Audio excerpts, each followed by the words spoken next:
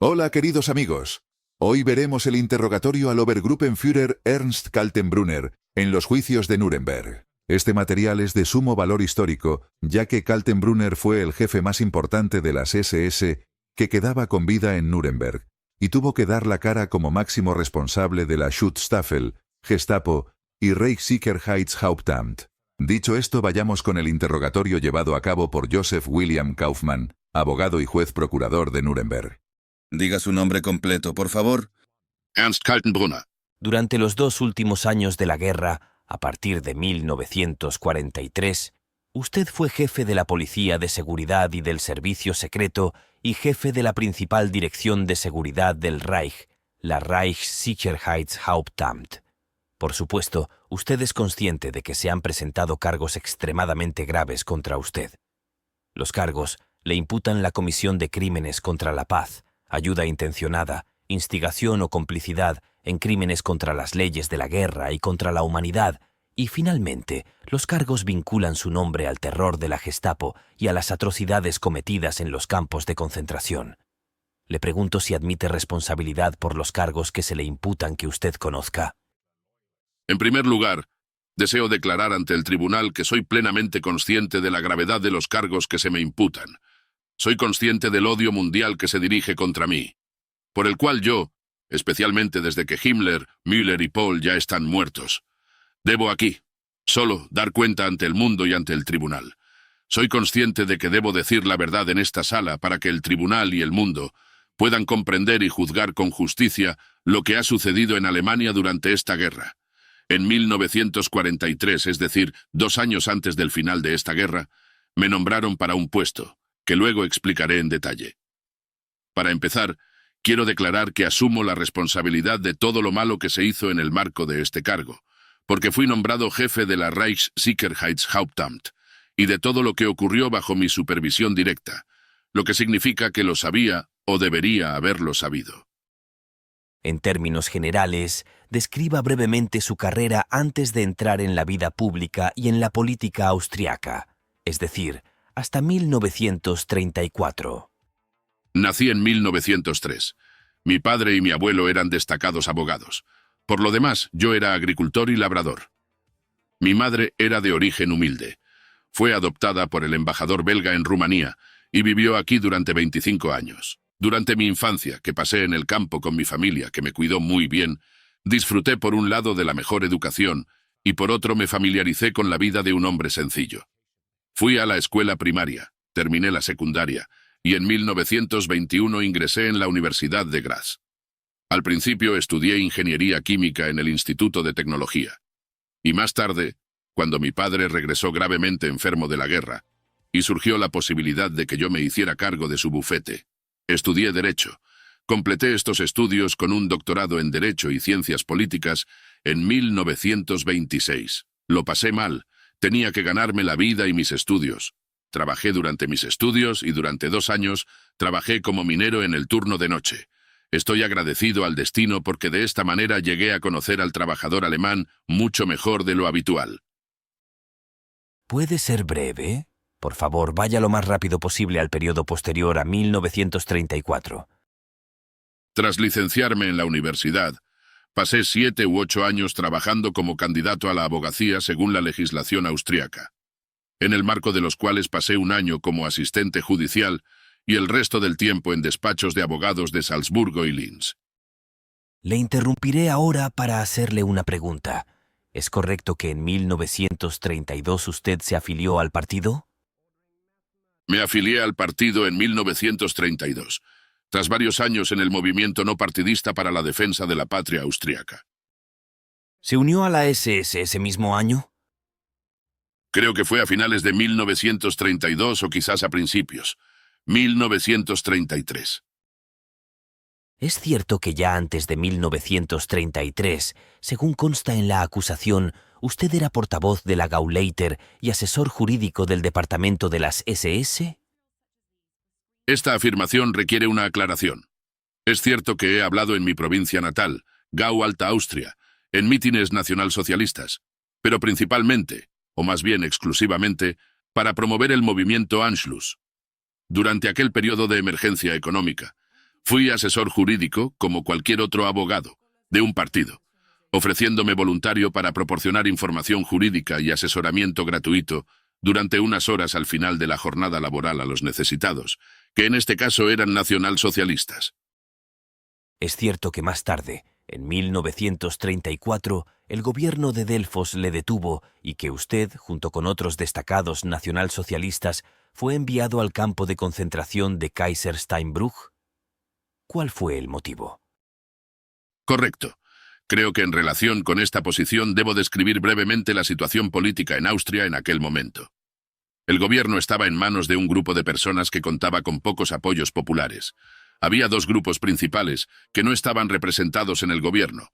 El primero era el grupo de izquierdas, es decir, los socialdemócratas y los austromarxistas, y el segundo eran los nacionalsocialistas, que entonces eran un grupo muy pequeño.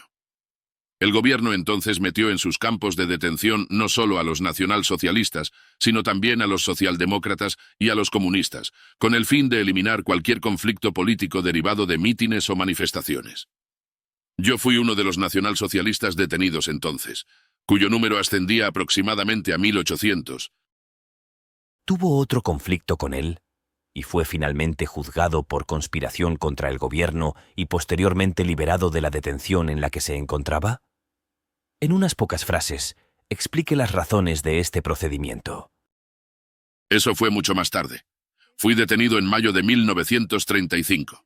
En primer lugar, debo hablar del curso del intento de sublevación nacionalsocialista que tuvo lugar en Austria en 1934. Este intento de sublevación, que desgraciadamente incluyó el asesinato de Dollfuss, fue derrotado y se vengó con las medidas más brutales contra muchos nacionalsocialistas. Otra medida brutal fue la ley por la que muchos miles de nacionalsocialistas perdieron su trabajo o su licencia profesional, y se hizo necesario apaciguar, diré suavizar, los principios de la política gubernamental. De ello se encargaron principalmente dos hombres: Langot, entonces subdirector de los nacionalsocialistas, jefe de la Alta Austria, y Rheintaler, agricultor e ingeniero. Las acciones de reconciliación comenzaron a finales de 1934, y en septiembre u octubre me invitaron a unirme a ellas. Por favor, en términos generales, si es posible, vamos al periodo anterior a 1938. Yo no participé en absoluto en este intento de sublevación de julio de 1934, y por eso se me invitó a unirme a estas acciones conciliadoras. Como parte de este programa, el propio gobierno exigió que ciertas personas mantuvieran vínculos con la dirección del partido, con la SA, las SS, y con todas las organizaciones del entonces prohibido movimiento. Con el permiso del gobierno y de los departamentos de policía pertinentes, me puse en contacto con las SS. En mayo de 1935, fui detenido bajo sospecha de tener vínculos ilegales con las SS y de traición. Permanecí detenido durante 6 meses y fui llevado ante un tribunal militar en Wels por un delito grave. Sin embargo, fui absuelto de este delito porque el propio gobierno admitió que la tarea me había sido autorizada con su conocimiento. Todo ello dio lugar a una condena por delito leve, que sin embargo, me liberó de la custodia. ¿Cómo participó en la Revolución Austriaca que tuvo lugar en marzo de 1938 y cómo participaron en ella las SS? Poco después de mi actuación en relación con las acciones conciliadoras de Rheintaler-Langot, entré primero en los círculos de los clubes del movimiento Anschluss, y en segundo lugar, en aquellos círculos cuyo objetivo era cambiar pacíficamente las condiciones en Austria, mediante un movimiento y un desarrollo evolutivos, extendiendo el movimiento Anschluss de tal manera que el propio gobierno se inclinara por esta idea. En 1937 y 1938 intenté entrar en contacto personal con Seyss-Inquart, más tarde ministro, y acepté plenamente sus concepciones políticas. ¿Tenía usted la opinión de que el plebiscito celebrado en Austria en abril de 1938 se ajustaba a la voluntad de la nación? El plebiscito del 10 de abril de 1938 fue totalmente conforme a la voluntad de la población austriaca. El resultado del 99,73% a favor del Anschluss con el Reich alemán fue totalmente auténtico. En relación con el Anschluss, ¿es cierto que fue ascendido a SS Brigadeführer y jefe del departamento de las SS? Sí, pero antes quiero añadir lo siguiente sobre la cuestión del Anschluss. El punto de vista y la opinión de la acusación son completamente erróneos cuando piensan que el nacionalsocialismo en Austria en aquella época podía compararse de algún modo con el desarrollo que tuvo lugar en Alemania. Por el contrario, el desarrollo del nacionalsocialismo austriaco fue completamente diferente. El punto de partida de la anormal depresión económica en Austria, y tras el movimiento del Anschluss, y finalmente el nacionalsocialismo hizo realidad el Anschluss. Este recorrido, desde la depresión económica pasando por el Anschluss hasta el nacionalsocialismo, fue el camino a grandes rasgos de todos los nacionalsocialistas, y la ideología del programa del partido no fue en modo alguno responsable. Me parece que es admisible, y me parece que yo mismo debo decir también en primer lugar que el movimiento de Anschluss en Austria fue apoyado por el pueblo. Ahora bien, hay que tener en cuenta que un plebiscito en varias provincias, como Tirol o Salzburgo, ya había arrojado en años anteriores, creo que de 1925 a 1928, un resultado de más del 90% a favor del Anschluss. Volviendo a 1928, el Consejo Nacional de Austria y el Consejo Federal de Austria firmaron el decreto del Consejo Nacional de 1918, que decía que ambas asambleas autorizaban la adhesión al Reich, y no repudiaron esta resolución. Luego, en septiembre de 1938, fue ascendido a SS Gruppenführer, ¿es correcto? Sí, tras el consiguiente Anschluss, se me encomendó la dirección de las comunidades de las SS en Austria, concretamente de la principal división del Danubio. Luego fui ascendido a jefe de brigada, exactamente no siguiendo el escalafón anterior de jefes de las SS. Y creo que en septiembre fui nombrado Gruppenführer, de modo que mi rango pasó a ser el mismo que el de todos los demás jefes de las principales divisiones de todo el Reich. ¿Puedo preguntarle sobre su posterior carrera en las SS? ¿Fue usted nombrado en 1941 máximo dirigente de las SS y de la policía en Austria? En marzo de 1938 pasé a formar parte del gobierno austriaco. Es decir, asumí el cargo de secretario de Estado para la Seguridad en Austria, dentro del Ministerio del Interior. Luego, en 1941, se disolvió el gobierno austriaco, es decir, se puso fin a este en favor del tipo de administración que prevalecía en el Reich. Posteriormente se redujo el puesto de secretario de Estado para la Seguridad, y para mantenerme al mismo nivel presupuestario, creo que en julio de 1941 se me nombró jefe supremo de las SS y de la policía, Y el 30 de enero de 1943 como jefe de la Policía de Seguridad y del SD, es decir, en la llamada Oficina Central de Seguridad del Reich. ¿Cómo se produjo este nombramiento? ¿Tenía usted contactos con Himmler? ¿Qué le dijo Himmler sobre su nombramiento? Debo describir brevemente mis estudios de 1941 a 1943, es decir, los 2 años, ya que explican por qué fui llamado a Berlín. La acusación me imputa haber sido jefe de la Policía de Seguridad ya en Austria. La acusación se equivoca a este respecto. La Policía del Estado y la Policía Criminal, así como el Servicio Secreto en Austria, eran administrados directamente desde Berlín y quedaban totalmente fuera de la autoridad de Seyss-Inquart, entonces ministro encargado, y de su adjunto Kaltenbrunner. Mi ocupación como jefe supremo de las SS y de la policía en Austria, a diferencia de lo que ocurría con las mismas personas en el Reich, se limitaba, por tanto, simplemente a la tarea de representar o dirigir a las SS generales, lo que en modo alguno ocupaba todo mi tiempo. Por lo tanto, durante estos 2 años, seguí mis intenciones relativas a la actividad política y al desarrollo de un servicio de inteligencia política bastante grande, con un radio desde Austria hasta el sudeste. Hice esto principalmente porque lamentaba que el Reich, al menos, no utilizara los recursos políticos y económicos, todos los recursos que Austria podía poner a disposición del Reich, y porque el Reich, con incomparable miopía, no daba a Austria la misión más significativa como intermediario con el sudeste. Así pues, mis informes despertaron un intenso interés en Berlín, y dado que Himmler recibía periódicamente los reproches de Hitler por el hecho de que su servicio de inteligencia, del que Heydrich estaba a cargo en el Reich, no realizaba informes adecuados sobre las implicaciones políticas, Himmler, 8 meses después de la muerte de Heydrich, sintió que le correspondía encontrar a un hombre que pudiera librarle del reproche de Hitler de que su servicio de inteligencia carecía de importancia. ¿Y qué discutió con Himmler? En diciembre de 1942, Me ordenó que fuera a Berchtesgaden, donde estaba entonces, porque el cuartel general del Führer estaba en los alrededores, en Obersalzberg. Primero me habló de los reproches de Hitler y me exigió que estableciera un servicio central de inteligencia en el Reich. Mantuvimos una larga conversación sobre este tema con referencia a mis actividades de información en años anteriores. En aquel momento, él opinaba que sería la mejor solución si yo aceptaba la Dirección Principal de Seguridad del Reich como base transitoria para el establecimiento de dicho servicio de inteligencia. Me negué a hacerlo, aduciendo razones detalladas, a saber, que había mantenido y observado la actitud crítica de Austria respecto al desarrollo general del Reich, especialmente sobre la política interna desarrollo. Le expliqué a Himmler en detalle por qué los alemanes en Austria estaban desilusionados, y en lo que yo veía el peligro de que los mismos austriacos que 4 años antes se habían unido con entusiasmo al Reich, se estaban cansando del Reich. Yo había... Permítame interrumpirle ahora.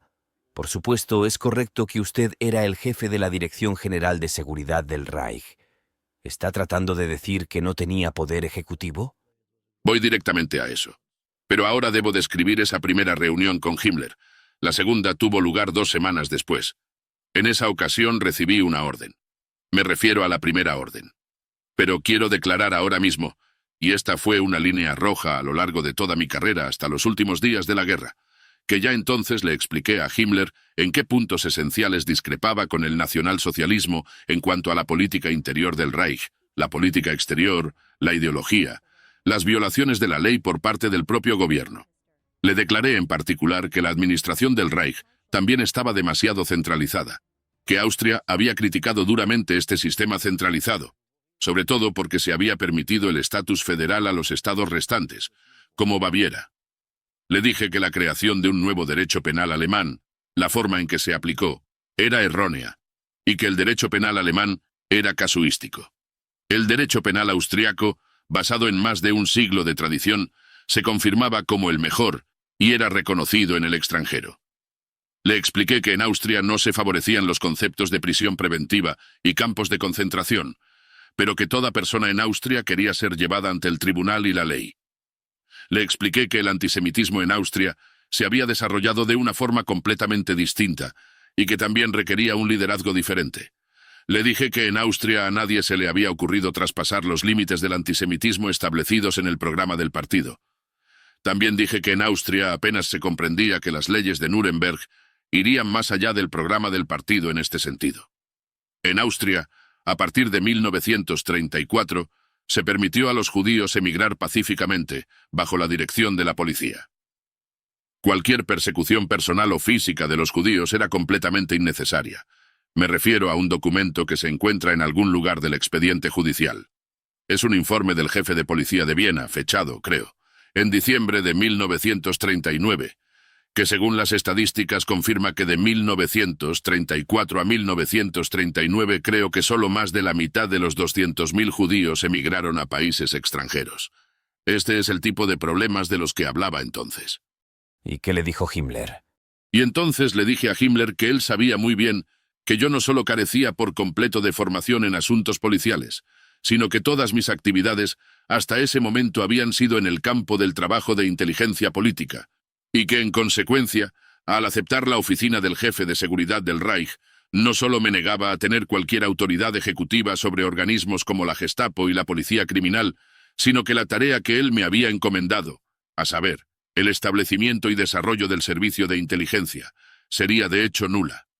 También dije que no solo yo era personalmente extremadamente diferente de Heydrich, sino que también había diferencias materiales, ya que Heydrich era un experto en asuntos políticos mientras que yo no lo era, y que la política con la que él, Himmler y Heydrich ya habían desacreditado al Reich no podía ser llevada a cabo por mí. Mi nombre, mi honor y mi familia eran demasiado sagrados para mí. Me aseguró a este respecto diciendo: «Usted sabe que en junio de 1942 Heydrich fue asesinado y que yo mismo, después de su muerte, estuve a cargo de su departamento. Esto continuaría, ya que yo, en el futuro, me quedaré con los departamentos ejecutivos. Para ello cuento con los expertos Müller y Nove. No te preocupes por ellos. El servicio de inteligencia te lo entrego a ti, es decir, Dirección Tercero y Dirección Sexto, como marco transitorio para su servicio de inteligencia. Entonces le dije que el servicio de inteligencia no podía construirse únicamente sobre la base de la SD. El servicio de inteligencia había tenido anteriormente un enfoque estrecho, porque Heydrich lo había involucrado cada vez más en el trabajo ejecutivo, que a priori no era adecuado para la búsqueda de material de inteligencia. En segundo lugar, le dije que el servicio de inteligencia debía ser más pequeño, y en particular me parecía una locura tener separados los servicios de inteligencia política y militar. Ningún país del mundo, a excepción de Alemania y Francia, había establecido una división bipartita del servicio de inteligencia. Por lo tanto, le exigí que primero obtuviera una orden del Führer, en virtud de la cual el servicio de inteligencia de las Fuerzas Armadas, que estaba a disposición del servicio de contrainteligencia del Oberkommando der Wehrmacht, debía fusionarse con el BOD y elegir un nuevo personal para el organismo que se seleccionará y examinará.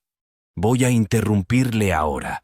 ¿Puede decirme en una frase si se ha producido la unificación que ha mencionado? Sí. ¿Con control 6? Sí. Y la otra pregunta. La alianza fue lograda por orden de Hitler con fecha 14 o 15 de febrero de 1944. Entonces le pregunto, después de lo que acaba de explicar, ¿le relevó Himmler de sus tareas ejecutivas y comunicó esto a los demás jefes de departamento dentro de la Oficina Principal de Seguridad del Reich y a los demás que usted estaba así relevado? Esta liberación del poder ejecutivo se hizo visible desde fuera del departamento. En caso afirmativo, ¿cómo? Después de esta reunión con Hitler en diciembre de 1942, me dejó marchar porque yo no quería aceptar la dirección de seguridad del Reich en las condiciones que él me ofrecía. Es decir, que los departamentos ejecutivos fueran dirigidos por él como antes. Estaba tan enfadado conmigo que no me dio la mano, y durante las semanas siguientes me expresó su resentimiento de diversas maneras. Hacia mediados de enero, el 16 o el 18, se me ordenó por telegrama que me presentara en el cuartel general, que en aquel momento había sido trasladado a Prusia Oriental. Supuse que me darían un puesto en el frente porque yo lo había pedido. Fui al cuartel general con todo el equipo de primera línea, porque pensaba que por fin me esperaba el mismo destino que a mis hermanos y a mis parientes varones. Pero me equivoqué. Él me lo dijo. He hablado con el Führer, y el Führer está convencido de que la centralización y reorganización del servicio de inteligencia es lo correcto. Él ha iniciado las negociaciones necesarias con las Fuerzas Armadas, y tú organizarás y construirás este servicio de inteligencia. Permanecerán Müller y Nove a cargo de los departamentos ejecutivos. Si te preguntas si estas restricciones eran visibles desde fuera de la agencia, mi respuesta es que no se publicaron. Por lo tanto, formalmente, la acusación tiene razón al imputarme. Por lo que respecta al mundo exterior, nunca tuvisteis una línea de demarcación. Por lo tanto, puedo decir que creía que podía confiar en las palabras de mi oficial superior. Me lo dijo en presencia de Nove y Müller, y les dio órdenes personales de que se pusieran en contacto con él personalmente, y le informaran y recibieran sus órdenes directamente de él, como había sido el caso durante 8 meses después de la muerte de Heydrich. Declaro aquí categóricamente que los encargos especiales que se le dieron a Heydrich, como por ejemplo el encargo relativo a la solución final del problema judío, no solo no me fueron conocidos, sino que no me fueron transmitidos. Nominalmente yo era jefe de la Dirección General de Seguridad del Reich. Como tal, consideraba el servicio de inteligencia y la reorganización de ese servicio de inteligencia como mi ocupación propia, como he dicho antes. Se recibían directivas de Himmler, pero como me di cuenta mucho más tarde, en la policía estatal y en la policía criminal se hacían asuntos con frecuencia, en nombre del jefe de la Dirección General de Seguridad del Reich, es decir, en mi nombre, sin que yo estuviera notificado ni familiarizado con las órdenes que se dictaban. Los jefes de los departamentos de la Gestapo y de la policía criminal a veces cumplían estas órdenes de Himmler, como ya he dicho, de tal manera que también iban firmadas con mi nombre como jefe de la Oficina de Seguridad del Reich. Como probablemente podré exponer en detalle más adelante, continuaban así la costumbre rutinaria de la época de Heydrich, que reunía todo el poder ejecutivo en sus manos y que podía delegar autoridad en Müller y Nove. Pero yo al principio nunca tuve tal autoridad, y por lo tanto no podía delegar ninguna parte de la autoridad. Probablemente a este respecto puedo complementar el anuncio de mi responsabilidad, diciendo que puede que no tuviera el cuidado necesario para dejar claro que ninguna orden de la policía estatal o de la policía criminal debía contener mi nombre. El hecho de que yo mismo no tuviera suficiente cuidado es culpa de Himmler, pero probablemente también es culpa mía. Llamo su atención sobre el testimonio prestado aquí ante el tribunal por Ollendorf, jefe del Departamento Tercero el 3 de enero de 1946. Les presentaré brevemente este testimonio y por favor no duden en comentarlo. Este testimonio se refiere a una cuestión ejecutiva. El testigo Ollendorf dijo en respuesta a mi pregunta: si usted está haciendo la pregunta si Kaltenbrunner se dedicaba a una por acción ejecutiva, puedo responder afirmativamente. Si entonces nombra a Müller y Himmler, excluyendo a Kaltenbrunner, entonces debo señalar que según la organización de la principal Müller, era un subordinado de la Dirección de Seguridad del Reich. Kaltenbrunner, y en consecuencia las órdenes de Himmler a Müller, eran también órdenes para Kaltenbrunner, y Müller estaba obligado a informar de ellas a Kaltenbrunner. Y luego, continuando, dijo: puedo decirle que lo sé perfectamente. Me dirijo a una expresión que ha aparecido a menudo, a saber, Himmler dejó la decisión final en manos de Himmler hasta la última paja. Así que si Kaltenbrunner tenía o no autoridad en todo esto, no puedo decirlo. Ahora le pregunto, en esencia, ¿es correcta la afirmación de Ollendorf? Requiere una aclaración. Tiene razón, porque nada en el diseño o incluso en la organización de la principal Dirección de Seguridad del Reich había cambiado desde la época de Heydrich. Por lo tanto, podía suponer directamente que existía un canal oficial Himmler, Kaltenbrunner, Müller. Pero durante las reuniones, es decir, cuando Himmler daba órdenes, definitivamente no era así. Y sobre la otra observación de que Himmler se reservaba para sí las decisiones sobre el último vaciado, confirma que la situación efectivamente había cambiado porque, al contrario de lo que ocurría en tiempos de Heydrich, yo, el intermediario entre Himmler y Müller, no estaba activo, lo que significa que las órdenes de Himmler pasaban directamente a Müller. Ahora pasaré a los cargos individuales presentados por la Fiscalía y primero les presentaré un documento para su declaración. Este es el documento L38, copia US 517. Ahora es Kaltenbrunner 3. Se refiere a la acusación presentada contra Kaltenbrunner. La primera pregunta es si todas las órdenes de detención preventiva firmadas contenían su nombre en facsímil o mecanografiado. Y la segunda pregunta es si usted emitió dichas órdenes. Y además, si en ambos casos usted responda negativamente a las preguntas sobre si tenía conocimiento de estas órdenes. ¿Qué opina de este documento? Debo decir que en ningún momento de mi vida he visto o firmado una orden de detención preventiva. Durante los interrogatorios previos al juicio, cuando me entrevistaron me presentaron varias órdenes de detención preventiva. Cada una de estas órdenes de detención preventiva tenía esa firma, es decir, mi nombre, bien en teletipo o en máquina de escribir, y creo que en uno o dos casos como facsímil. Usted admite que, naturalmente, esta afirmación suya no es muy verosímil. Es terrible que el jefe de una agencia no sepa qué órdenes están firmadas con su nombre. ¿Cómo explica este hecho, el que aparezca en documentos que contienen su firma? No he terminado mi explicación.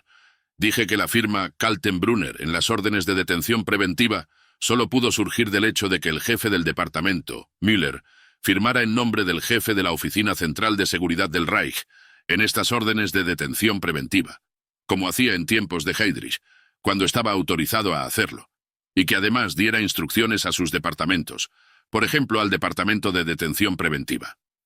Según perfecta obviedad, continuó haciéndolo en mi época, porque de lo contrario estas órdenes no me habrían sido presentadas. Pero nunca me informó de ellas y nunca tuvo autoridad por mi parte. Por el contrario, no se discutió, y por otra parte era innecesario, porque él estaba directamente subordinado a Himmler y tenía autoridad de Himmler, lo que significa que también podía simplemente firmar Himmler, o por orden de Himmler, o para Himmler. Reconozco que esto sigue siendo un hecho sobre el que el tribunal no me creerá, pero al mismo tiempo fue así, y Himmler nunca me dio pie a indagar sobre mi actitud en este tema, porque me dijo que yo no realizaba tales tareas ejecutivas. ¿Quiere decir que el uso de su firma era ilegal? Müller no tenía ninguna autoridad de mi parte para usarlo. ¿Sabía que la detención preventiva era posible, que estaba permitida y que se aplicaba con mucha frecuencia? Como ya he dicho, discutí el concepto de detención preventiva con Himmler ya en 1942. Creo que incluso antes de eso, ya en 2 ocasiones, Mantuve correspondencia sobre este concepto en detalle con él y con el Kontirac. Yo consideraba la prisión preventiva, tal como se administraba en el Reich alemán, como una necesidad futura en interés del Estado, o más bien como una medida justificada por la guerra, solo en un pequeño número de casos. Además de esto, yo mismo me declaré en contra y protesté contra la aplicación de esta concepción de cualquier encarcelamiento preventivo por una cuestión de principios, y a menudo utilicé argumentos histórico-jurídicos como justificación de razones. En varias ocasiones informé sobre este tema a Himmler y también a Hitler. En reuniones con fiscales, creo que fue en 1944, expresé públicamente mi opinión en contra, porque siempre he tenido la opinión de que la libertad humana debe considerarse el privilegio más elevado y que solo una sentencia del tribunal, firmemente basada en la Constitución, debe permitir que se restrinja o disminuya esta libertad. Ahora hablaré con usted de las razones que se daban en esas órdenes de detención preventiva. Entre otras, se daban las siguientes razones: actos hostiles al Reich, difusión de rumores maliciosos, insultos, negativa a trabajar, propaganda religiosa.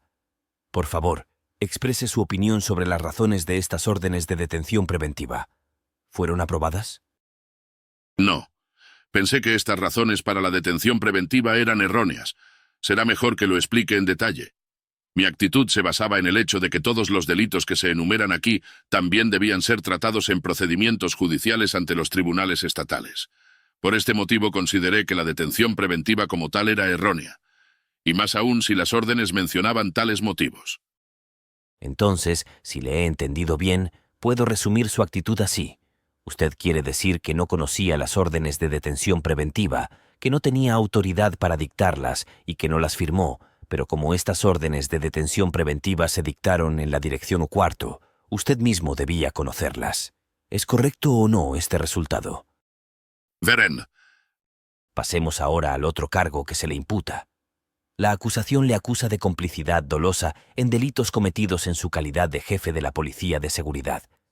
Y el SD, cuando los llamados Einsatzgruppen mataron a civiles y los maltrataron. Voy a citar algunas frases del testimonio prestado aquí ante el tribunal por el testigo Ollendorf, el 3 de enero de 1946. El testimonio de Ollendorf le incrimina. Tal como los describió Ollendorf, no me di cuenta de la existencia de estos Einsatzkommando. Más tarde supe de su existencia, pero muchos meses después. Quiero decir lo siguiente con respecto a esta posición. Por el testimonio de Ollendorf y por las órdenes de Hitler y Himmler aquí discutidas, el tribunal sabe que se dieron órdenes de matar gente. Estos Einsatzkommandos no fueron reorganizados durante mi mandato. Estos Einsatzgruppen, entonces en funcionamiento, también fueron disueltos o transferidos a otro comando antes de que yo asumiera el cargo. No sé si el testigo Ollendorf declaró cuando regresó de su Einsatzkommando 1942. Antes de conseguir el puesto. Los Einsatzkommandos debían responder ante los máximos responsables de las SS y de la policía en los territorios ocupados, o lo que es aún más probable, estar subordinados a los jefes de las unidades antiguerrilla.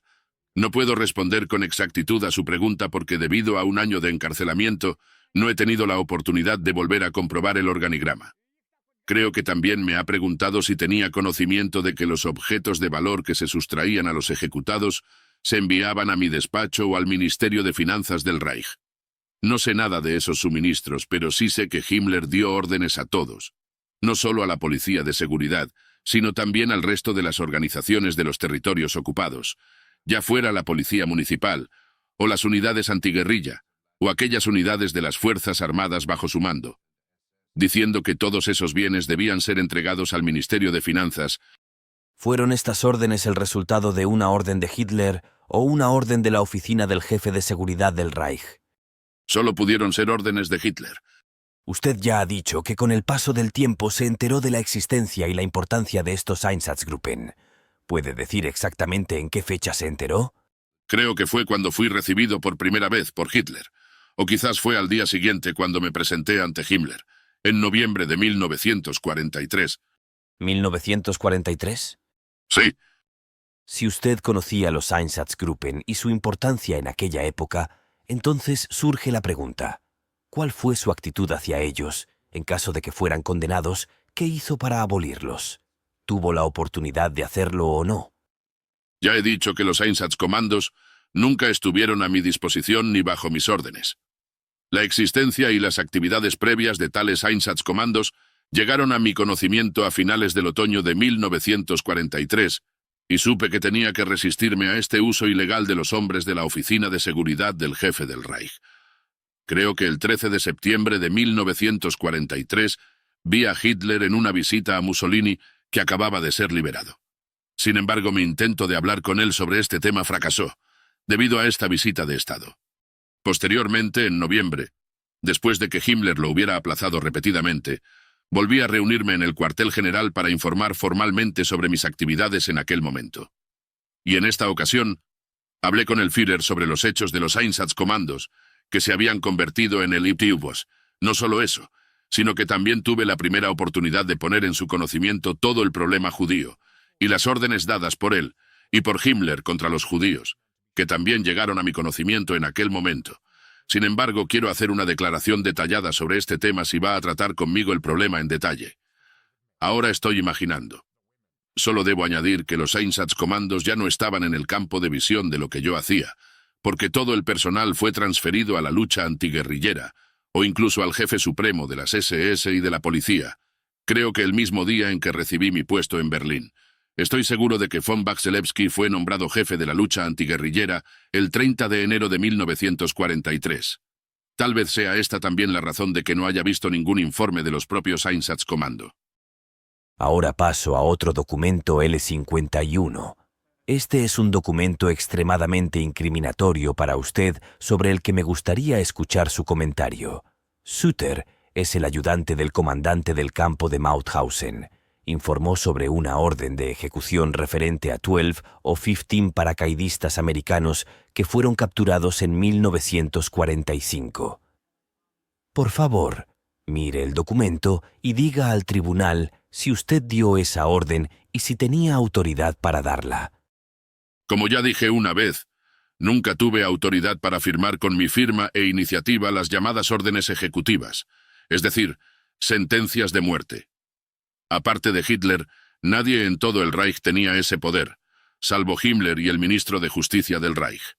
Con respecto a esta disposición, me gustaría señalar que la Fiscalía también ha presentado órdenes ejecutivas que contienen la firma de Müller. ¿Tiene algo que decir al respecto? Si la orden ejecutiva contenía la firma de Müller, Müller tenía que firmar en base a la orden de Himmler o en base a la sentencia dictada por el tribunal. Esto supone que si Müller tenía autoridad para firmar órdenes ejecutivas, ¿entonces usted mismo tenía la misma autoridad en un grado superior? ¿Es eso correcto? No, no es así, porque Himmler nunca me transfirió tal poder. De acuerdo con el sistema de mando ya establecido, la policía estatal estaba bajo las órdenes de Himmler tras la muerte de Heydrich, incluso después de que yo asumiera el cargo. Esa era la contradicción. El incidente mencionado en este documento es especialmente importante porque en él participaron paracaidistas extranjeros, lo que implica por sí mismo que era conocido por las más altas autoridades de Berlín, es decir, también por la... ¿Disponía de información sobre la detención de estos prisioneros? ¿Cuánto tiempo pasaban en los campos? ¿Cuáles eran sus raciones de comida? ¿Y cómo se les empleaba? Como ya he dicho, estos campos de trabajo penal fueron creados para el uso de la detención por un período no superior a 56 días. Creo que incluso esto solo era posible después de que una persona hubiera sido condenada previamente por 3 delitos similares. Normalmente la detención en los campos de trabajo correccional. La pregunta era, ¿sabía usted acerca de las condiciones en los campos? No ha respondido en absoluto. Por favor, responda a mi pregunta. Creo que me preguntaste. Le pregunté si sabía algo sobre el mantenimiento, la alimentación y el empleo de los presos en los campos de trabajo correccional. Yo solo sabía que los campos de trabajo correccional tenían la tarea de realizar trabajos para las necesidades públicas, es decir, construcciones públicas, como el mantenimiento de carreteras y ferrocarriles, y especialmente la reparación de daños tras los bombardeos aéreos. Los prisioneros de los campos de trabajo correccional eran vistos por toda la población cuando trabajaban. Nunca respondió a la pregunta. Le hago 3 preguntas precisas. Quiero respuestas precisas a esas preguntas. ¿Sabía algo sobre mantenimiento, raciones de comida y empleo? ¿Lo sabía, sí o no? Decía respecto al empleo. ¿Lo sabías? Sí. Los otros dos factores no los conocía por observación. ¿Oficiales de la Administración y Cuarto alguna vez se lo comunicaron? No oficiales de la MT4. Pero el problema, por supuesto, se discutía continuamente dentro del Servicio de Inteligencia Nacional, a saber, sobre el uso de esa mano de obra para trabajos urgentes. ¿Nunca vio motivos para interferir? No tenía motivos para intervenir en relación con el uso indebido de estos campos porque no se conocían casos de violencia en los campos. Esta es una pregunta sobre la persecución de judíos en Dinamarca. ¿Hará alguna declaración al respecto? La declaración jurada de Milner leída por usted esta mañana es la única correcta. ¿Es esa su declaración? Nunca tuve nada que ver con la expulsión de los judíos de Dinamarca. Tal orden solo podía haber sido dada por Himmler. Y que fue una orden directa dada por Himmler está confirmado por Milner. El apartado C de la pregunta número 5 dice que poco después de su regreso a Copenhague, recibió una orden directa de Himmler enviada a través de Kaltenbrunner como su superior. Nunca una orden pasó por mis manos y nunca recibí tal orden de Himmler.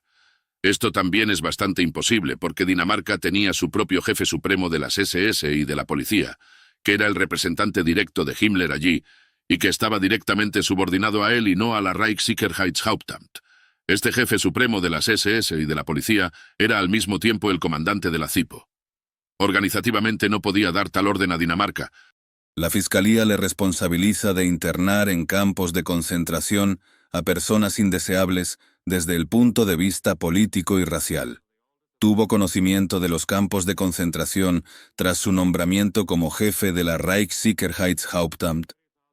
En el momento de mi nombramiento conocía 3 campos de concentración. Al final de mi misión había 12 en todo el Reich. ¿Cuántas eran? Eran 13. Había un campo de prisioneros de las SS cerca de Danzig. En total 13 campos de concentración en todo el Reich. ¿Cómo puede explicar el mapa que ha visto antes con los numerosos puntos rojos que hacen referencia a los campos de concentración? Tal representación es ciertamente inútil. He visto este mapa colgado aquí. Todos los centros de armamento, las fábricas en las que se utilizaba como mano de obra a prisioneros de los campos de concentración, debían ser descritos como campos de concentración. No puedo explicar de otro modo la dispersión de los puntos rojos. Distingue entre campos pequeños y campos de concentración normales y, en caso afirmativo, ¿por qué? La diferencia es obvia por las siguientes razones. Todo obrero que trabajaba en la industria de guerra, es decir, todo prisionero, trabajaba en la misma empresa, en la misma fábrica, como otros obreros alemanes o extranjeros. La diferencia consistía simplemente en que el trabajador alemán volvía con su familia al final de la jornada laboral, mientras que el prisionero del campo de trabajo volvía al campo. Se le acusa de haber creado el campo de concentración de Mauthausen y de haber visitado el campo continuamente. El testigo Hol Riegel, que declaró aquí, dijo que le vio en el campo. También informó que lo vio inspeccionando las cámaras de gas en su funcionamiento. Está la declaración jurada de Sutter, ya mencionada hoy, que declaró que le vio en el campo de concentración de Mauthausen. De esto la Fiscalía concluye que usted también debía conocer exactamente las condiciones degradantes para la dignidad humana. Le pregunto ahora, ¿es este testimonio cierto o no? ¿Cuándo inspeccionó estos campos y qué observó allí? El testimonio es erróneo. Yo no establecí ningún campo de concentración en Austria, donde estuve hasta 1943. No creé ningún campo de concentración en el Reich a partir de 1943. Todos los campos de concentración del Reich, como se sabe hoy y se ha confirmado con exactitud, fueron creados por orden de Himmler a Pohl. Esto se aplica también, y quiero subrayarlo, al campo de Mauthausen. Las autoridades austríacas no solo fueron excluidas de la creación del campo de Mauthausen, sino que fueron desagradablemente sorprendidas, porque en Austria no existía ni el concepto de campos de concentración en este sentido, ni la necesidad de campos de concentración en ningún lugar de Austria. Y ahora, en Alemania, ¿estuvo en el Reich? ¿Qué quiere decir? Estoy preguntando con respecto a la información sobre las condiciones aquí. Poco a poco me fui enterando más y más de las condiciones en los campos de concentración. Al parecer, ya debía de haberme enterado de estas cosas a través del servicio de inteligencia de todo el Reich y sus canales de noticias sobre política interna. No ha visto, como testificó Hol Riegel, ¿Las cámaras de gas en acción? Nunca. Ni cómo actuaron ni en ningún otro momento he visto una cámara de gas. Poco a poco se fue enterando de las condiciones en los campos de concentración. Eso es lo que dijo, ¿no? Sí. ¿Recuerdas mi última pregunta? No. ¿Ha visto las cámaras de gas en acción? Sí. Ya he respondido que nunca he visto una cámara de gas. Ni en funcionamiento ni en ningún otro momento. Soy consciente del hecho de que existieron en Mauthausen y las pruebas a este respecto son completamente erróneas. Nunca he pisado un campo de detención en Mauthausen, es decir, un verdadero campo de concentración. He estado en Mauthausen, pero en un campo de trabajo, no en un campo de detención. Todo el complejo de Mauthausen, por lo que recuerdo hoy, abarcaba una superficie de 6 kilómetros. Dentro de esa área había un espacio de probablemente 4 o 5 kilómetros de campos de trabajo.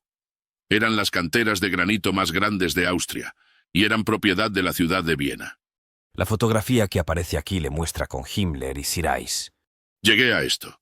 Las canteras eran propiedad de la ciudad de Viena. La ciudad de Viena tenía un interés vital, incluido el suministro de granito, que se utilizaba para pavimentar las calles de Viena. Así que, en virtud de las leyes del Reich, como supe más tarde, una gran cantera fue expropiada a la ciudad de Viena por la FWWSA, Paul, y la ciudad de Viena quedó excluida del suministro de granito durante un tiempo. La ciudad se dirigió a mí para quejarse a Himmler. Sucedió que Himmler decidió visitar e inspeccionar el sur de Alemania, y decidió visitar Austria y Mauthausen, y yo pedí reunirme con él allí. De este modo resultó que estuve con Himmler en la cantera. Si fui fotografiado o no en ese momento no lo sé.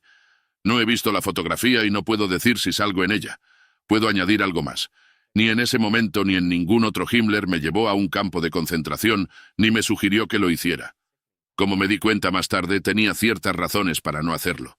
No asistía a tales inspecciones, porque sabía muy bien que haría conmigo lo que hacía con otros a los que invitaba a tales visitas, mostrarme aldeas Potemkin en lugar de las condiciones tal y como eran, y con la excepción de los subordinados de la FWWHA, nunca se había permitido a nadie ver las cosas tal y como eran en los campos de concentración.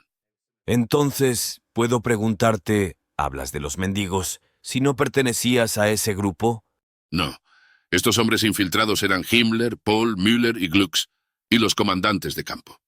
Si he entendido bien, usted quiere mencionar la investigación sobre la visita del profesor Burkhardt a los campos de concentración como circunstancia atenuante. Sí, por supuesto, pero quiero hablar más tarde en detalle porque ahora es pronto. La Fiscalía declaró que desde que usted estaba en el cargo se habían creado 2 campos de concentración, Lublin y Herzogenbusch. ¿Ha oído algo al respecto? ¿Quién ordenó la creación de estos 2 campos? Desconozco las fechas de creación de estos 2 campos. El de Lublin y el de Herzogenbusch estaban subordinados, a través de los canales de la FWEA, a los máximos responsables de las SS y de la policía de los países ocupados en los que se encontraban, lo que significa que el cuartel general de Berlín no tenía nada que ver con ellos. Entonces, por favor, responda sí o no a esta pregunta. ¿Conoce como tal el campo de concentración de Auschwitz? No supe de él hasta noviembre de 1943. Al mismo tiempo que se le informó de la existencia del campo, se le informó del significado del campo, a saber, que era exclusivamente un campo de exterminio de judíos dirigido por Eichmann. No era conocido por nadie como tal cuando le preguntaban a Himmler, ¿por qué hay un campo tan grande allí? Él siempre respondía, porque hay grandes industrias militares cerca, y creo que mencionó entonces Witkowitz y los otros. En cualquier caso, y creo que hay que subrayarlo, había un secretismo total sobre lo que ocurría en Auschwitz, lo que significa que las declaraciones no solo de los acusados, sino también de cualquier otra persona que fuera interrogada. Conocí a Eichmann en Linz, mi ciudad natal. La acusación afirma, y hoy ha intentado demostrarlo mediante declaraciones juradas, que yo era amigo, o al menos un conocido íntimo de Eichmann. Quiero hacer la siguiente declaración al respecto, refiriéndome en particular a mi juramento. Tengo un excelente concepto de lo que es una estrecha amistad. Supe de la existencia de Eichmann en Linz porque su padre, como director de la compañía eléctrica de Linz, era consultado por mi padre como abogado, y así se conocían. Y porque él, hijo de su padre, pertenecía a la misma escuela a la que iban mis hermanos. Por lo tanto, la afirmación de Höttl de que conocía a Eichmann en el destacamento de las SS en Linz es errónea, porque cuando me incorporé a las SS, Eichmann ya se había marchado a Alemania, como supe más tarde. En segundo lugar, la acusación afirma que me encontré con el mismo Eichmann por primera vez en 1932, y la segunda vez en febrero o marzo de 1945. Por consiguiente, no le vi durante 13 años, y después del último encuentro no volví a verle. Sobre la base de estos dos encuentros personales, puedo concluir que ni soy su amigo ni nos conocíamos íntimamente. Es cierto que en el segundo encuentro me recordó y dijo: Obergruppenführer, me llamo Eichmann. También vengo de Linz. Le dije: es un placer conocerlo. ¿Cómo están las cosas en casa? Pero no hubo ningún contacto oficial. El testigo Lammers declaró ayer que hubo una reunión en la Reichssicherheitshauptamt sobre el llamado juicio final. ¿Está usted al corriente de ello? No. Creo que el testigo Lammers y también otro testigo declararon que Eichmann, quizás en mi nombre, convocó una reunión en la Reichssicherheitshauptamt en Berlín en el transcurso de febrero o marzo de 1943, para la llamada reunión de la Reichssicherheitshauptamt, una reunión de los jefes de departamento. Diré a esto que nominalmente yo estaba de servicio en Berlín desde el 30 de enero, pero de hecho, hasta mayo, no estuve en Berlín, salvo en algunas visitas oficiales, sino en Viena, donde estaba reforzando mi servicio de inteligencia con vistas a transferirlo a Berlín. Una pregunta más. ¿Cuándo oyó por primera vez que el campo de Auschwitz era un campo de exterminio? Himmler me lo contó en 1944, en febrero o marzo. Es decir, no me lo dijo, lo admitió. ¿Cuál fue su actitud tras darse cuenta de esto? No he oído la pregunta. ¿Qué actitud tomó tras enterarse de esto? Cuando asumí el cargo, desconocía la orden de Hitler a Heydrich sobre la solución final del problema judío. En el verano de 1943 me enteré por la prensa extranjera y a través de la radio enemiga. Por favor, intente darme una respuesta directa a esta pregunta. ¿Cuál fue su actitud después de oír lo que oyó? Responda muy breve y sucintamente, por favor. Inmediatamente después de tomar conciencia de este hecho, luché, también como antes, no solo contra la solución final, sino también contra este tipo de tratamiento del problema judío. Por esta razón quería explicar cómo a través de mi servicio de inteligencia me familiaricé en general con todo el problema judío y qué hice contra él. Todavía no sabemos lo que hizo. ¿Qué estabas haciendo? Te lo pregunto por última vez. Para explicar lo que estaba haciendo, tengo que explicar ahora cómo reaccioné contando lo que oí al respecto. Explíquenos su reacción. Protesté primero ante Hitler y al día siguiente ante Himmler. No solo les llamé la atención sobre mi actitud personal y mi concepción completamente diferente que traía de Austria y de mis principios humanitarios, sino que inmediatamente, desde el primer día, concluí que prácticamente todos los informes que recibí hasta el final decían que ninguna potencia hostil negociaría con el Reich culpable de esto. Estos informes los presenté a Himmler y a Hitler en particular, señalando también que el Departamento de Inteligencia podía crear una atmósfera propicia para las negociaciones con el enemigo. ¿Cuándo cesó la persecución de los judíos? Octubre de 1944. ¿Está diciendo que esto fue el resultado de su intervención? Estoy firmemente convencido de que se debió principalmente a mi intervención, aunque otras personas también trabajaban en la misma dirección. Pero no creo que haya nadie más que le zumbara en los oídos a Himmler en cada reunión con él, ni que haya nadie que hablara tan abierta y francamente y con tanta abnegación con Hitler como yo. ¿Fue esta instrucción a Eichmann una instrucción que vino de Hitler a Himmler y la Reichssicherheitshauptamt, y luego a Eichmann, o estrictamente una orden personal fuera de la competencia de la Reichssicherheitshauptamt? Naturalmente hoy solo puedo reconstruir la situación, ya que yo no estaba allí cuando se dieron las órdenes. Pero tengo razones para creer que el canal de esta orden fue Hitler, Heydrich, Eichmann, y que Himmler, poco después de la muerte de Heydrich, siguió trabajando con Eichmann, probablemente muy a menudo incluso excluyendo a Müller. El testigo Wisliceni, que fue interrogado aquí, y esto se lo voy a presentar, declaró el 3 de enero que prácticamente la decisión final se llevó a cabo entre abril de 1942 y octubre de 1944. Wisliceni se refirió a una orden personal de Himmler y continuó afirmando que Eichmann era personalmente responsable de esta tarea. Pero continuó diciendo: el exterminio de los judíos continuó bajo Kaltenbrunner sin reducción ni mitigación. Los informes realizados por Eichmann a este respecto a intervalos regulares eran enviados a Kaltenbrunner a través de Müller.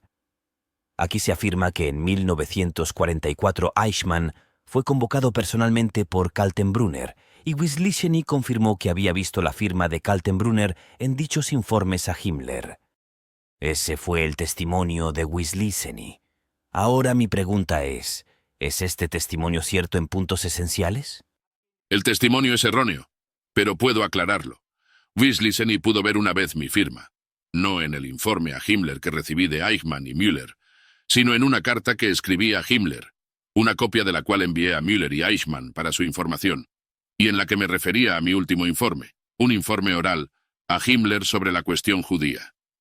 La razón era que era la primera vez que oía hablar de las actividades de Eichmann a este respecto, y para dejar claro a Eichmann que no deseaba que se me asociara con esas actividades, entregué a Müller una copia de la carta a Himmler. En esta carta pedía a Himmler que determinara su actitud al respecto, ya que el Führer me había ordenado de nuevo que le informara. Yo podía dar al Führer un informe completo sobre las actividades de Himmler, y por tanto, deseaba una pronta decisión. El testigo Hotel declaró en su declaración jurada que había oído decir a Eichmann que un total de 4 a 5 millones de personas judías fueron exterminadas, alrededor de 2 millones de ellas en Auschwitz. ¿Ha oído usted hablar de tales cifras? Nunca he oído hablar de tales cifras, pero critiqué a Himmler sobre este punto y le pedí que considerara hasta dónde llegaban tales crímenes. La razón por la que le hice la pregunta era para que se diera cuenta de la magnitud de la catástrofe que se estaba produciendo a partir de entonces. Me respondió que no tenía cifras. A mí no me lo pareció. Estoy seguro de que sí las tenía.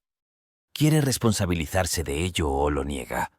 Niego categóricamente, completamente, porque puedo confirmar a través de Burkhardt, que no hubo nadie que se expresara así en este asunto. Ahora paso al documento 2990, PS, copia número US 526. Se trata de la declaración jurada del testigo Schellenberg. Según la misma, en 1944 tuvo lugar una reunión entre Kaltenbrunner y Müller. Kaltenbrunner declaró supuestamente que la acción pública contra los pilotos terroristas no debía preocuparle, que por el contrario debía fomentarse la hostilidad pública. ¿Conoce a Schellenberg? En cuanto a Schellenberg, tengo que decir, En pocas frases, por favor. refiriéndose a su credibilidad en el documento que era el protegido de Heydrich, y cuando obtuve la posición estaba a cargo. ¿Quiere saber si conoce a Schellenberg? Puede responder a esa pregunta. La pregunta fue, ¿conoce usted a Schellenberg? Y él prosiguió con un largo discurso sin responder a la pregunta. ¿Conoce a Schellenberg? ¿Sí o no? Sí, por supuesto, era el jefe del asesor de dirección. Mi pregunta es, ¿cuál era la relación entre usted y el jefe del departamento seguro? ¿Considera que esa declaración es cierta o no? Esta afirmación no es cierta, y debo darle razones para que el tribunal pueda evaluar esta afirmación. Schellenberg era el amigo más íntimo de Himmler. Por orden de Himmler, permaneció con él hasta el último día. Fue el hombre que, por orden de Himmler, estableció contacto con el conde sueco Bernadotte. Fue el hombre que, en el último momento, a través de Herr Muschet en Suiza, estableció una conexión que permitió a unos cuantos prisioneros judíos ir a Suiza, con el propósito de crear rápidamente una impresión favorable de Himmler y Schellenberg en el extranjero. Es el hombre que, junto con otro amigo de Himmler, inició la acción para llegar a un acuerdo con una organización de rabinos en los Estados Unidos, como resultado del cual iban a recibir una prensa favorable en los principales periódicos de América. Critiqué a Himmler por estos trucos y me quejé y los desacredité ante Hitler, diciéndole que había desacreditado y humillado al Reich por los métodos utilizados por Himmler y Schellenberg en un asunto tan importante. Le dije que la única vía adecuada debía ser establecer contacto con la Cruz Roja Internacional. Posteriormente advertí al presidente Burkhardt sobre Himmler y le obligué a adoptar una actitud diferente en este asunto pidiendo a Burkhardt que visitara personalmente estos campos. Pero yo te planteé una pregunta completamente diferente. Sí, pero lo dije para que vieras lo decepcionados que estaban Schellenberg y Himmler con lo que hice en la declaración jurada, y por qué le interesaba acusarme de faltar a mi palabra en asuntos internacionales. En otras palabras, quiere usted decir que Schellenberg se opuso a usted y que al hacerlo cometió una injusticia contra usted. Sí. Así pues, en este documento, Schellenberg menciona el suceso de estos 50 aviadores, y Schellenberg afirma que usted, junto con Müller y Nove, celebró una reunión y que intentó encontrar una justificación para la orden con el fin de ocultar al público la verdad real de estos sucesos. Le pregunto, ¿cuándo se enteró por primera vez del fusilamiento de estos 50 aviadores? Es el caso Sagan. ¿Cuándo se enteró de esto? Es una pregunta sencilla, por favor. Este caso llegó a mis manos unas 6 semanas después de que sucediera. Mi siguiente pregunta es, ¿está usted diciendo que no participó en la cuestión de ninguna manera, lo que contradice el hecho de que más tarde pudo investigar la cuestión? Sí, eso es lo que estoy diciendo. ¿Quiere decir que la reunión con Schellenberg solo se refería a un intento posterior de establecer la verdad del asunto? Solo puede referirse a esto. Paso ahora a otro documento, el número 1573 PS, copia USA 498. La acusación es que el jefe de la Reichssicherheitshauptamt es responsable de cambiar los métodos existentes de utilizar trabajadores esclavos en la industria armamentística. Este documento que tenemos ante nosotros es una orden secreta, que de nuevo fue firmada en primer lugar por Müller. Está dirigida a todos los departamentos del servicio de policía. La fecha es el 18 de junio de 1941. La orden se refería a medidas contra emigrantes y trabajadores civiles de territorios rusos. Decía que para evitar su regreso no autorizado y cualquier influencia por su parte, los responsables serían detenidos si surgían motivos. Hasta nuevo aviso, a estas personas no se les permitía cambiar de lugar de residencia hasta que recibieran permiso de la policía de seguridad. Y si abandonaban su lugar de trabajo sin permiso, eran detenidos. ¿Estaba al corriente de tales acontecimientos? No. A este respecto tampoco solo puedo señalar que se trata de una orden de Müller, que fue dada un año antes de mi nombramiento. Müller, que recibía las órdenes y gozaba de un enorme poder y autoridad, no vio ninguna razón para informarme al respecto, ni siquiera más tarde. ¿Cómo puede explicar que Müller estuviera en condiciones de ejercer tal poder y que incluso en el marco de su servicio, 1943-45, esto explique la imposibilidad por su parte de detener a este hombre? En consecuencia, ahora le pregunto, ¿era usted generalmente consciente de que Müller tenía tal poder? A este respecto, ¿podría decirle al tribunal cuál era el tamaño de la dirección Pihuarto de la Policía Secreta del Estado y cómo explica que no se le informara de cientos e incluso miles de órdenes e instrucciones? Müller era el jefe del Departamento Secreto de la Policía del Estado. No sé cuándo fue nombrado, pero debo suponer que debió ser en 1933, 1934 o más tarde 1935. Pero mucho antes, como sé hoy, tuvo el contacto más estrecho con Himmler y más tarde con Heydrich. Venía de la policía del Land de Baviera, donde Himmler lo había conocido. Tuvo su confianza personal durante al menos 12 o 15 años. Participó y llevó a cabo con él todas las acciones que Himmler ordenaba en el campo de la policía estatal en su cénit de poder o persiguiendo sus objetivos como jefe de la policía alemana. Puedo decir que esta confianza creció constantemente durante un periodo de 12 o 15 años y permaneció inviolable hasta los últimos días de la guerra. Müller permaneció en Berlín y tenía órdenes de quedarse con Himmler. Himmler lo veía como su instrumento ciego y de confianza. Responda a la pregunta de forma breve y clara. La relación entre Himmler y Müller era tan directa que no tenía por qué darme ningún informe. Tenía información y hasta diciembre de 1942 Himmler afirmó claramente que los jefes de las direcciones cuarto y quinto eran sus subordinados directos, como ocurrió tras la muerte de Heydrich. Así que se le sigue imputando que, basándose en ciertas declaraciones de testigos y otras pruebas, debe suponerse que debió de haber reuniones entre usted y Müller de los jefes de departamento, y que no parece concluyente que usted desconociera en general las cosas sobre las que apuntaba Müller. ¿Está justificada esa acusación? Eso parece justificado, pero no lo estaba. Lo que se llamaba reunión de los jefes de departamento era un almuerzo general, que no se celebraba todos los días, sino digamos 3 o 4 veces por semana, almuerzos generales de ayudantes, jefes de departamento y cualquier invitado que pudiera encontrarse entonces en Berlín. Este ambiente tan personal hacía imposible que se pudieran discutir acontecimientos internos o incluso secretos delante de toda esta gente. En 1943 y los años siguientes, ¿estaba usted siempre en Berlín? O creo que debería decir mejor, era más bien un residente de Berlín. ¿O su trabajo como jefe de inteligencia le obligaba a salir de Berlín con frecuencia? A menudo estaba fuera de Berlín. Creo que puedo decir que la mitad de mi tiempo total de trabajo lo pasé fuera de Berlín. Solo he estado permanentemente en Berlín desde que se trasladó aquí la sede central. ¿Cuándo fue eso? Esto fue en los meses de febrero y marzo de 1945. No estuve en Berlín ni siquiera en abril de 1945, en 2 largos periodos del 28 de marzo al 15 de abril, y luego del 19 de abril hasta los últimos días de la guerra. Durante los años 1943 y 1944 no llegué a Berlín hasta mayo de 1943, porque entonces estaba reorganizando mis servicios en Viena para poder trasladarlos a Berlín. Creo que solo durante la primera o segunda semana de febrero de 1943 me quedé en Berlín de visita, y desde mediados de febrero de 1943 hasta febrero de 1945 estuve viajando al menos la mitad del tiempo. Recorrí más de 400 kilómetros en avión y en coche como parte de mis obligaciones. ¿Qué hizo mientras estuvo en Berlín? ¿No tuvo contacto directo con Müller en esa época? Ciertamente no con Müller.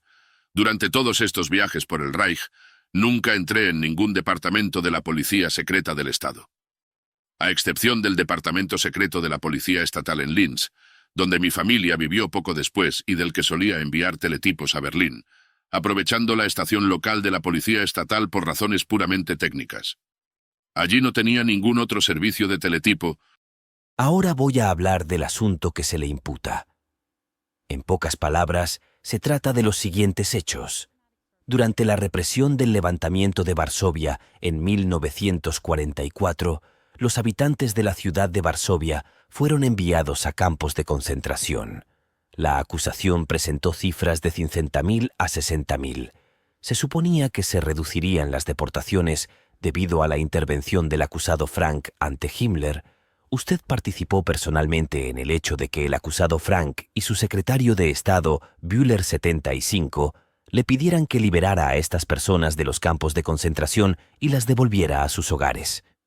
Para empezar, le pregunto, ¿se celebró tal reunión sobre este tema en su departamento? Hubo una reunión entre Bühler y yo. El tema era algo muy diferente y le pido que me permita aclararlo. El llamado levantamiento de Varsovia fue reprimido por medios puramente militares. Creo que se combatió bajo el mando del jefe de las unidades antiguerrilleras, Bach-Zelewski. No sé qué unidades de combate comandaba, pero debo suponer que eran unidades mixtas de Fuerzas Armadas y Policía.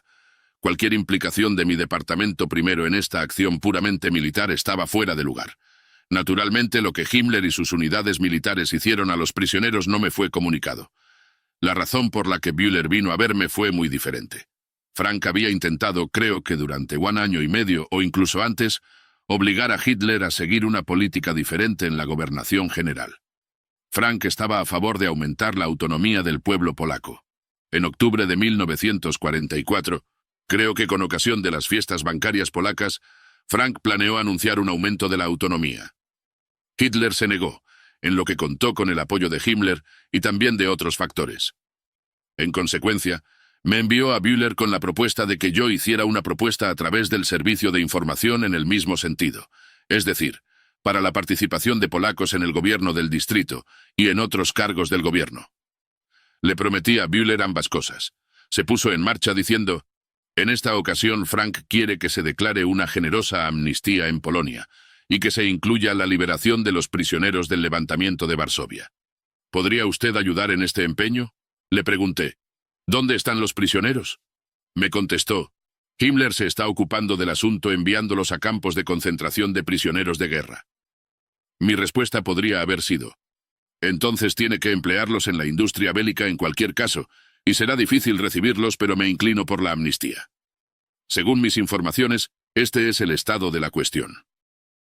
En el discurso que Himmler pronunció el 3 de octubre de 1943 en Posen ante los máximos dirigentes de las SS y de la policía, usted fue nombrado sucesor de Heydrich. La Fiscalía cree que esto es una confirmación de su plena autoridad ejecutiva y de sus extraordinarios poderes en este campo. ¿Justifica o no la situación esta expresión formal que se ha utilizado con precisión en este contexto? No, protesto categóricamente. Lo hice durante todos los interrogatorios contra que se me califique de sucesor de Heydrich. Si en mi ausencia Himmler se dirigió a mí como tal, o si previamente apareció una vez un comentario o anuncio de él de este tipo, publicado en la prensa, entonces se hizo sin mi conocimiento y sin mi voluntad. La primera vez, en relación con este anuncio de prensa, hubo una dura reacción por mi parte contra Himmler. El día que usted menciona aquí, yo estaba enfermo en Berlín con una inflamación en las venas y enyesado, y por lo tanto no me uní a la discusión. Ni el alcance de mi poder ni mi presencia exterior daban la menor posibilidad de compararme con Heydrich. Ahora quiero decir muy brevemente que hasta el último día de mi trabajo recibí 1.820 marcos del Reich, que eran los ingresos de un general de policía, y que Heydrich tenía unos ingresos de más de 30.000 marcos del Reich, no porque se le pagara por su rango superior, sino como reconocimiento de su posición totalmente diferente. Cualquiera de las dos comparaciones es totalmente inapropiada. Entonces, mi siguiente pregunta ¿es cierto que Himmler tenía miedo de Heydrich y que debido a ello, Heydrich tenía desde su punto de vista demasiado poder, razón por la cual se le ocurrió la idea de nombrarle a usted, de encontrar a un hombre que le asegurara completamente a Himmler? A este respecto, la acusación estableció un paralelismo entre usted y Heydrich, y como ya he dicho, le describieron como un segundo Heydrich. La relación entre Himmler y Heydrich puede resumirse así. Heydrich era el más inteligente de los dos. Al principio era inusualmente obediente y leal. En ese caso, repetiré la pregunta que he planteado antes, que es la siguiente. ¿Quería Himmler, al nombrarle, un hombre que fuera perfectamente seguro para él, Himmler? Nunca más quiso soltar tal poder ejecutivo en la medida en que lo había hecho Heydrich. A la muerte de Heydrich, Himmler se hizo cargo de todo el departamento, y después no dejó que el poder ejecutivo saliera de sus manos. Había tenido la experiencia una vez, en la persona de Heydrich, de lo peligroso que podía llegar a ser el jefe de la policía de seguridad. No quería permitir el riesgo una segunda vez. En otras palabras, ¿con esto quiere decir finalmente que tras la muerte de Heydrich, Himmler quiso y mantuvo todo el poder ejecutivo en sus manos? Sí. Una pregunta más. Usted declaró ayer que conoció el concepto de la llamada solución final más tarde, con respecto a tales instrucciones enviadas por Himmler a Heydrich y Eichmann antes de 1941 o 1942. ¿Es cierto que usted veía a Himmler a menudo? ¿Era usted amigo de Himmler? Es un completo error calificar de amistosa la relación entre Himmler y yo. Al igual que con cualquier otro funcionario, me trataba de forma extremadamente fría y reservada. No era un hombre capaz de entablar relaciones personales con nadie. Es natural suponer, si me pongo en el lugar de la acusación, que usted debía tener conocimiento de la decisión final y de esta idea si veía a Himmler a menudo.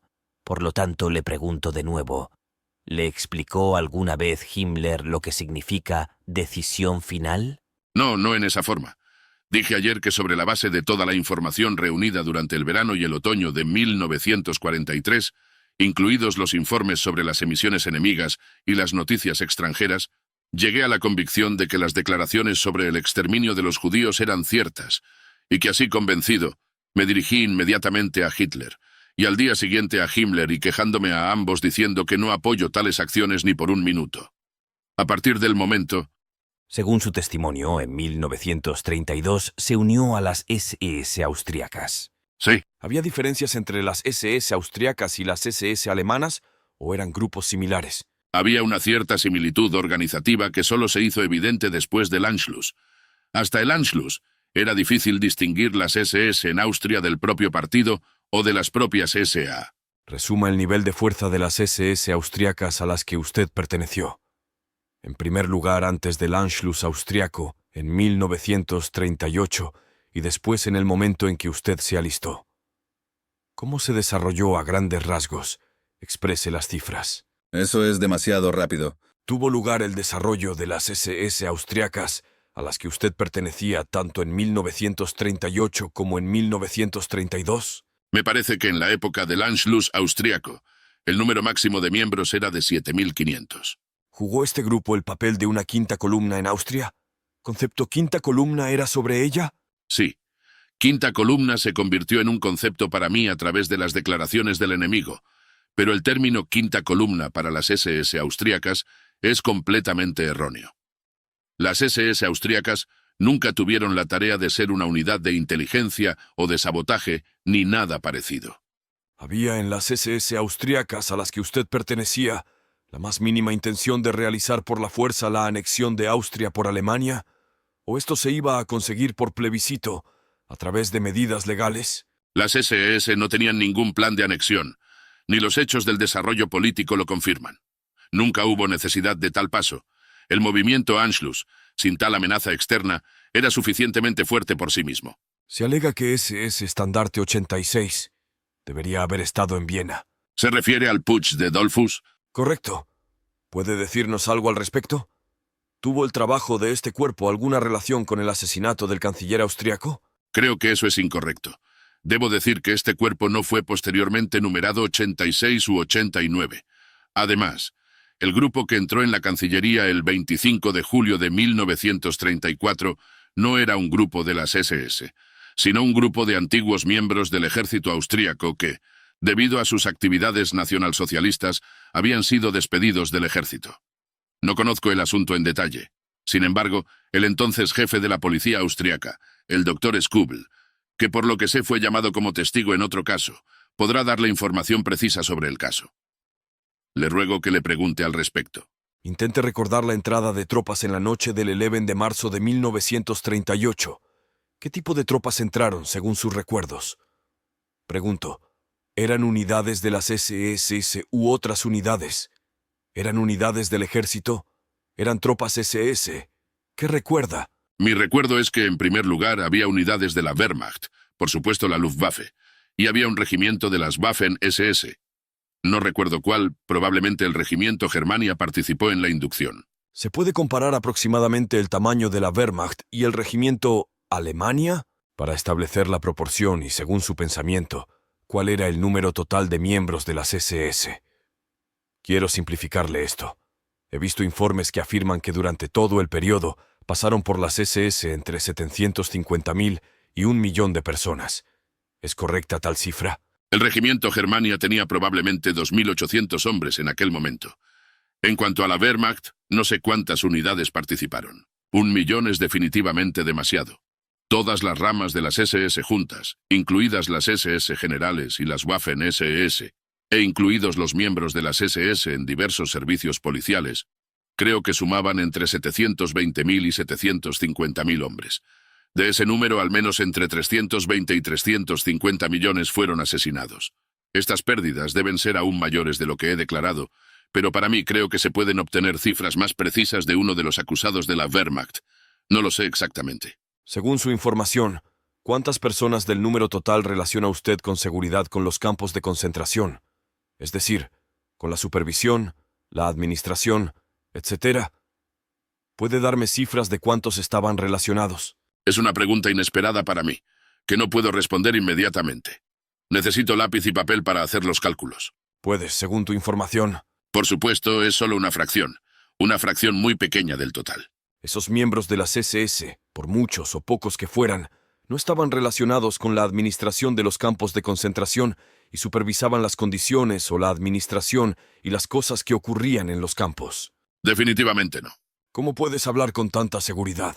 Por lo que sé personalmente, Himmler y su organización mantenían campos de concentración detrás del telón de acero. ¿Había miembros del departamento que usted dirigía, por ejemplo la Dirección General de Seguridad, reclutados solo de las SS o predominantemente de las SS? No, no todos. La proporción de miembros de las SS y de los que no pertenecían a las SS era del 5%, si consideramos solo el personal de la sede central del SD dentro de Alemania. ¿Entonces de cada 100 empleados un 5% pasó por la SS? Sí. Según su información, Las normas que prohibían los malos tratos físicos a los prisioneros en los campos de concentración eran conocidas por las SS. Estaban impresas, es decir, figuraban en todos los periódicos del Reichsführer SS y del jefe de la policía alemana. Todos los miembros de las SS sabían que estas normas eran leyes y castigaban severamente los malos tratos que se daban a conocer. No sé hasta qué punto o condición el campo disciplinario de Danzig-Matzgau cayó en manos del enemigo, pero estoy convencido de que todos los que han cumplido condena darán información sobre el severo castigo debido a los malos tratos. Acusado, para acortar lo más posible el tiempo de este contrainterrogatorio, quiero asegurarme de que nos entendemos en cuanto a su posición sobre algunas cosas. Así pues, en primer lugar, admite que ocupó el cargo de jefe de la Reichssicherheitshauptamt y jefe de la Policía de Seguridad y del SD desde finales de 1943 hasta el final de la guerra inclusive. ¿Es eso cierto? Sí, se aplica con las restricciones que enumeré ayer respecto a mis poderes en la policía estatal y criminal. Y cuando habla de estas restricciones, ¿se refiere al supuesto acuerdo con Himmler? ¿Es eso correcto? No se trataba de un supuesto acuerdo con Himmler, sino de un hecho bien establecido que existía desde el primer día, que yo tenía la tarea de crear un servicio de inteligencia centralizado en el Reich y que él conservaba el mando de los demás sectores. Bueno, en cualquier caso, usted admite que ocupó ese cargo, pero niega que ejerciera algunos de sus poderes. ¿Es eso correcto? Sí, ¿Y este cargo que usted ocupaba era el mismo que anteriormente ocupaba Heydrich, que murió el FUR de junio de 1942? ¿Es eso correcto? sí, ¿La posición no ha cambiado? no. Y usted testificó que admite responsabilidad por todas las cosas que hizo personalmente o de las que sabía personalmente. Eso es correcto, ¿no? Kaltenbrunner. Sí. Una cosa que debo añadir es que mi cargo se amplió a partir del 14 de febrero de 1944, cuando el Servicio de Inteligencia Militar del Oberkommando der Wehrmacht, la Dirección de Contrainteligencia, fue transferido a Himmler por Hitler. Entonces mi cargo como jefe de todo el Servicio Central de Inteligencia pasó a ser conocido por los demás departamentos. Y también puedo añadir probablemente que el cargo de un hombre o sus funciones en el Servicio de Inteligencia, que no solo abarcaba un país tan grande como el Reich, sino que también se extendía a países extranjeros, no eran públicos. Puedo referirme a Inglaterra, donde el jefe del servicio secreto sobre otros, acusado, en la medida de lo posible, intente limitarse, por favor, a responder a mis preguntas sí o no, y a dar solo una breve explicación, porque llegaremos a esas cosas a su debido tiempo. ¿Lo intentará? Sí, de acuerdo. ¿Tuvo usted personalmente conocimiento o no de las atrocidades que tuvieron lugar en los campos de concentración durante la guerra? ¿Y por lo tanto no admite su responsabilidad ante el tribunal por ninguna de esas atrocidades? ¿Es eso correcto? No he admitido responsabilidad al respecto. Y en relación con esto, ¿niega usted testimonios como el que se dio aquí, por ejemplo el de Hollriegel, en relación con que usted fue testigo ocular de las ejecuciones en Mauthausen?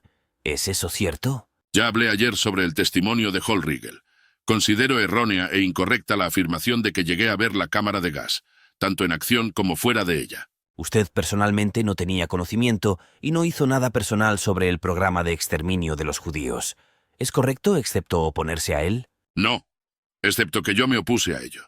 Desde el momento en que tuve conocimiento de tales hechos y me convencí de ellos, planteé objeciones a Hitler y a Himmler, y al final fue detenida. Y por lo tanto usted no acepta responsabilidad por nada que se haya hecho en relación con el programa de exterminio de los judíos, ¿correcto? Kaltenbrunner. Sí. ¿Y lo mismo se aplica al programa de trabajos forzados? Sí. ¿Y lo mismo no se aplica a la destrucción del gueto de Varsovia? ¿Y también se refiere a la ejecución de 50 pilotos en relación con Stalag Aviation Terceu? ¿Y también se refiere a las diversas órdenes con respecto al asesinato de aviadores enemigos, correcto? Y como cuestión de hecho, usted citó las mismas negaciones durante su interrogatorio previo al juicio, ¿correcto? ¿Y sigue haciéndolo ahora? Sí, pero en cuanto al interrogatorio preliminar, puedo volver a hacer una declaración durante el contrainterrogatorio. Bueno, cuando lleguemos a un lugar adecuado, avísanos. ¿Es un hecho o no que la Gestapo, Dirección Q4, Reichssicherheitshauptamt, preparó informes sobre los campos de concentración que le fueron presentados para su firma y transmisión a Himmler? No, No recuerdo ningún informe de ese tipo. El canal habitual era que Müller informara directamente a Himmler. También niegas. Acusado, volvamos al gueto de Varsovia. Usted recuerda de su testimonio ante este tribunal que unos 400.000 judíos fueron colocados primero en el gueto y luego, mediante una acción final, las tropas de las SS desalojaron a unos 56.000, de los cuales más de 14.000 fueron asesinados. ¿Recuerda ese testimonio? No recuerdo cualquier detalle de esa declaración. Ya he declarado hoy que soy consciente de la cuestión. ¿Sabe usted que más tarde todos esos 400.000 judíos fueron asesinados en la planta de exterminio de Treblinka? ¿Es usted consciente de ello? No, ¿Qué tuvo usted que ver con la destrucción final del gueto de Varsovia? Como siempre, nada. no tuve nada que ver con él, como ya he dicho. Pido que se muestre al acusado el documento número 3840 PS, que será la copia número US 803. ¿Conoce a Karl Kaleske? No conozco ese nombre. ¿Le ayudaría a recordar si le sugiriera que era ayudante del general Stroop? No conozco al ayudante del general Stroop. El nombre que me ha mencionado, Kaleske, tampoco lo conozco. Pasemos a la declaración jurada. ¿Las tiene? Sí, estas afirmaciones son sin excepción erróneas. Igual que el resto de las declaraciones de los otros individuos leídas hoy. ¿Es correcto? La afirmación no es correcta, no es cierta y puede refutarse. Eso es lo que ha dicho de todas las demás declaraciones que se le han leído hoy, ¿no? Señor fiscal, debo... ¿No es cierto? Sí, si hacen acusaciones falsas contra mí, debo declararlas falsas. No puedo decir sí a todo de lo que se me acusa simplemente porque la fiscalía se haya equivocado al determinar quién es el representante de Himmler aquí. Vale, adelante, empieza y di lo que quieras decir. Le pido que tenga en cuenta lo que he dicho sobre la competencia y las normas relativas a la subordinación de todos los altos mandos de las SS y de la policía en los territorios ocupados. Todos ellos estaban directamente subordinados a Himmler. Los jefes de las SS y de la policía de un pequeño territorio estaban subordinados al jefe supremo de las SS y de la policía. Las divisiones de la policía de orden y de seguridad estaban adscritas a estos jefes de las SS y de la policía, que tenían el derecho exclusivo de darles órdenes. Toda la organización en los territorios ocupados que se gestionaba de esta manera quedaba excluida de la jurisdicción de mando del mando central del Reich. Hay personas aquí que pueden atestiguar la verdad de lo que he dicho. Bach-Zelewski, que fue entrevistado aquí, solo estuvo en los territorios ocupados y conocía las condiciones allí. También está el acusado Frank, que trabajó con un alto dirigente de las SS y de la policía, que más tarde llegó a ser secretario de Estado. Su abogado defensor puede llamar a estas personas. Todo lo que pregunté fue si este documento era verdadero o falso, y luego le pedí que hiciera cualquier breve explicación apropiada que deseara. Este documento no es correcto. Sabemos de testigos potenciales en Alemania, y sabemos que todos estos acusados en el banquillo saben de la mayoría de estos casos, pero no es sobre eso sobre lo que le estoy preguntando. Solo te estoy preguntando si lo que aparece en el periódico era verdad o mentira, y has dicho mentira. Así que, ¿te apetece decirlo? Está equivocado y este testigo no sabía. Bueno, lo has dicho 6 veces. Sin conocer las condiciones. ¿Y el general Stroop? ¿Sabe algo de esto? Sí, era el jefe de las SS y de la policía de Varsovia. Y también me mostró su diario y su película. Informe. Entonces, por supuesto, sí. Stroop estaba subordinado al jefe supremo de las SS y de la policía en el lugar. Stroop llevó a cabo la acción por orden de Himmler a través del líder supremo de las SS y la policía. Stroop era un buen amigo suyo, ¿verdad? Probablemente no vi a Stroop más de 2 o 3 veces en mi vida. En casa del Reichsführer Himmler. Bueno, si Stroop está aquí, al menos está en posición de decir la verdad. ¿No es así sobre el asunto del gueto de Varsovia?